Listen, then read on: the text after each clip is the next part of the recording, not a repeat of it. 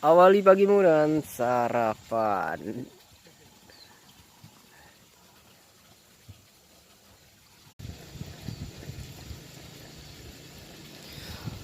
Sarapan guys.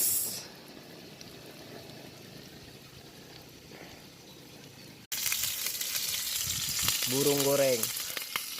Apa ya?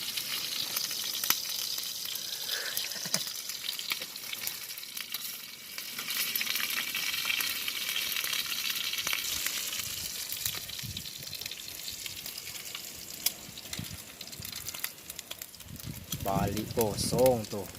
Kamu balik ini.